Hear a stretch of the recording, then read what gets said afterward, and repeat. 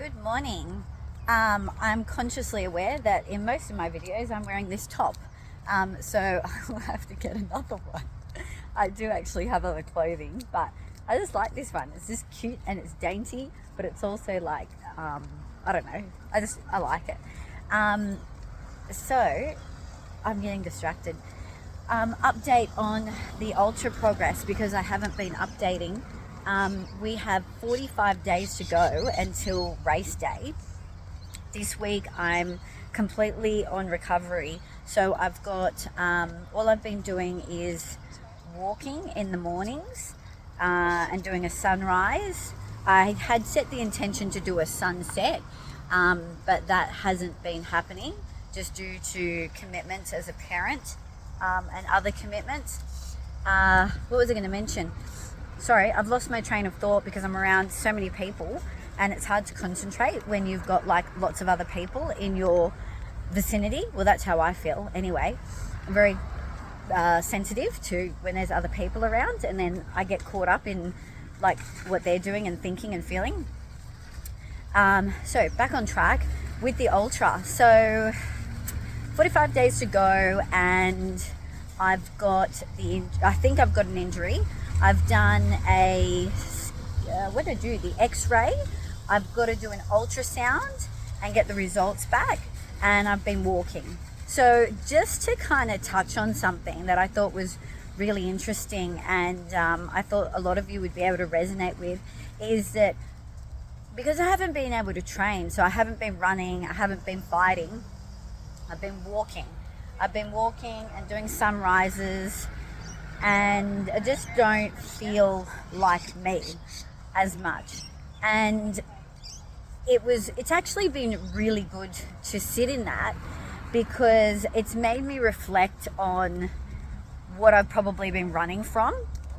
And so I sat with that and went, okay, I'm now consciously aware of these traits in myself. One of them is not being seen and heard. So if you know anything about domestic and family violence, it's a power and control. So what the perpetrator will do is they control every aspect of your existence so they feel in control. So it's a power balance. And when you have that trauma, afterwards, you'll notice that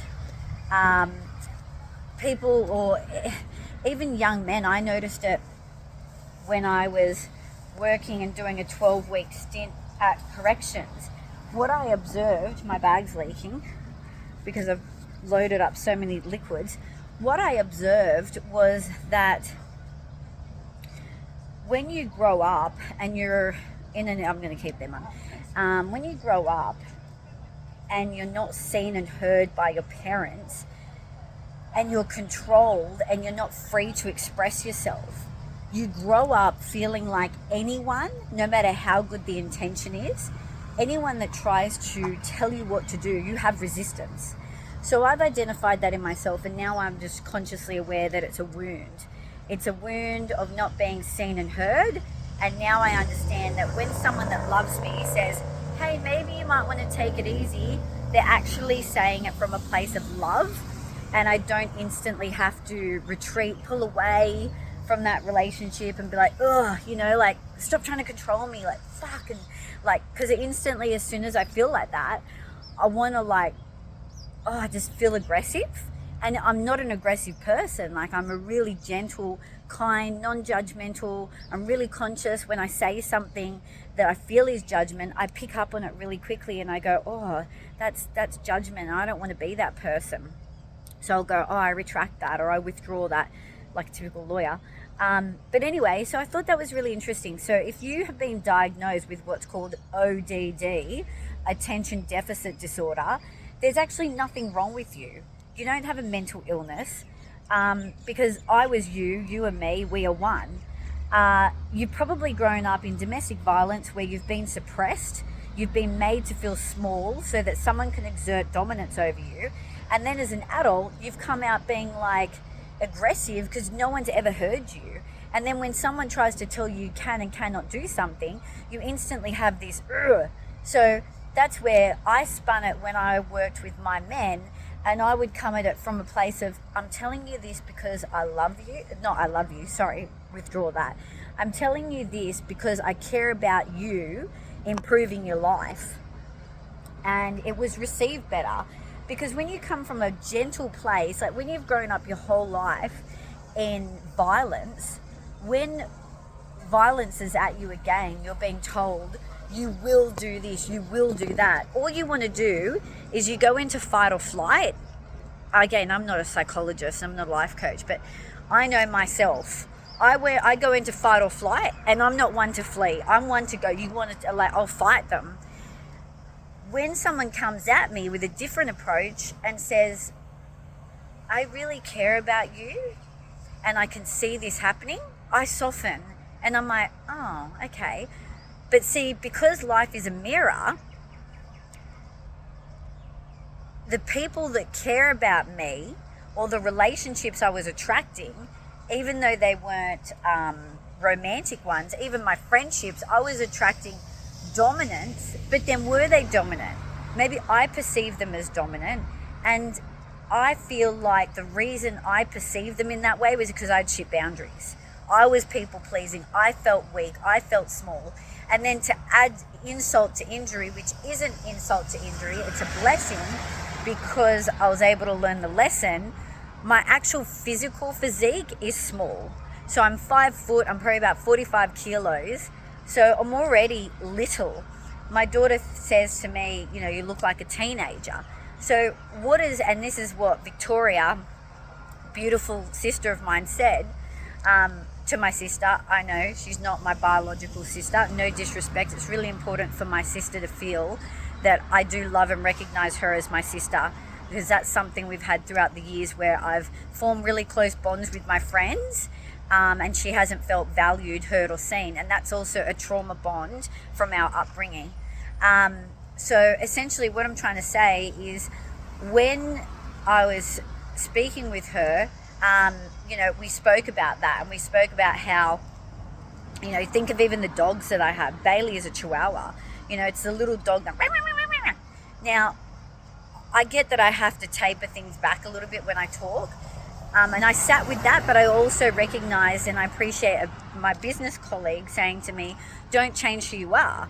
Because if I try to shift that and not go 100 miles per hour at times, I just lose track of what I was saying. I just go, what? So I get that I'm probably too fast sometimes, but I'm never going to be ultra slow. Even as a lawyer, I don't go ultra slow. Anyone that's dealt with me, particularly the men, know that I don't talk like, oh, hello. I don't. I go, dude. Like, I'm very like, you know, I was raised in a position where it's like, get ready to be reactive, you know? And I like that about me. And I think that's another key takeaway is, you know, take from what people say to you as like golden little nuggets, and you pick what you want out of it. Don't ever listen to one person and walk away and go, now I feel shit about myself and I should just adopt everything they say. You're still you do you, and have that confidence, because that certainly wasn't me for the majority of my life. You know, I slept in a wardrobe. So that's to do with that, which doesn't have to do with running, but kind of does, because your fitness is also mindset. But back to the running, I'm on recovery. I feel like I've lost my armor, so I'm sitting in my feminine, which really, okay, there's benefits. I'm not going to say anything negative about it. It's been good. I've had lots of realizations and healing, and we're just going to press forward and be a better version of ourselves, and we're going to be fitter, faster, stronger. Something that's come up for me is that concern, fear, which I need to smash that, because that's like a low vibration, a low frequency, is that I can feel like, oh, I'm going to have to start running again next week on Tuesday. What's my performance going to be like? Because I'm a high performing person, and that's not ego, that's just, it's just personality trait. I want to do things, I want to do them well, I want to succeed. I want to be proud of myself. It's not a competition against other people. So I'm aware that that's come into my awareness. So I'm just looking at it like I'll address that when it comes to it, and I'll just have to have my mantras, you know, fitter, faster, stronger, fitter, faster, stronger. So that's it for the update. I'm going to keep assessing how I'm going. because it has come into my awareness somewhat that, am I ready to achieve what I want to achieve for the backyard ultra on this first occasion? You know, the ego's come down a little bit. I've become, humble again. I've gone from my 20-year-old self to, my 80-year-old self, and thought, maybe I set the bar a bit too high. Maybe I was like, I want to be Arnold Schwarzenegger and, be whatever he was. What was he again? The world champion bodybuilder. Maybe I'm not there yet. Maybe I need to put a little bit more foundations down. I really truly do feel, and this is another thing, I know I speak about DV a lot, but because of my upbringing, really haven't had a lot of opportunity to stand in my own power and be an adult. My father has had to rescue me so many times that he's then mollycoddled me, and then when I'm in my relationships, my power's gone because they've controlled me. So I've always been under the control of someone other than me, which stunts your growth. So as much as intellectually, I'm not going to come from ego, but I'm proud of who I am and what I stand for and what I achieve. But I, don't, there's some skills that I need to be like, oh, I can do this, or, just relearning how to adult. And that's what we see a lot of in crime, is that our young men, people will judge them. However, how can you judge someone that hasn't got any of those tools? How can you, it's like, and that then pisses them off, because I get that, because I didn't have that, and it makes me, want to go, and we are in survival. So when you have PTSD as well, your front cortex, the front part of your brain, just shuts down and you go into the amygdala, I think it is. So, lots of people sit in judgment. Unless you've walked in someone's shoes, just try to sit objective and see it from their perspective, because everything in life is perspective. There's no right or wrong. Even with any crime, and this is going to be really controversial, but any crime, hands down, I can tell you now, how can you judge someone on a crime if I guarantee that if I said to you, I'm going to take sugar out of your life, you would go fucking mental and you would really struggle. So it's the same thing with crime. Whether it's like, they've done something, it is a neurological pathway in which they have a reward system, and they perpetrate because it triggers the reward system, or it's a survival response. Either way, it's having to relearn and rewire the cognitive faculties. Now, even the most serious offenses, and it's just my opinion, again, I truly am of the view, in my how many years since 2010, how many years is that? 15 years of being a legal practitioner, that it is your cognitive wiring that needs to be rewired to stop the way in which you are behaving. Now, can that be done? If someone's going to commit to rewiring the brain, is there a thing called epigenetics? Yes. Can we then apply that to our offenders? Yes. Should that then be applied in the prison system? Yes. However, does corrections want to do something like that? Yes. You may think that your parole officer doesn't give a fuck.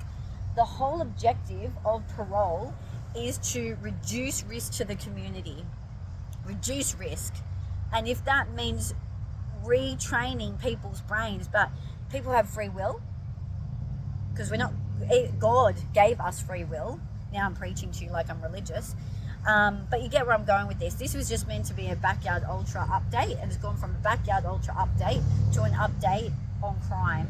So I'm going to leave you with that. I'm going to get on with my day, and I shall do my next do my next update next week, I think, because I'm off now until Tuesday.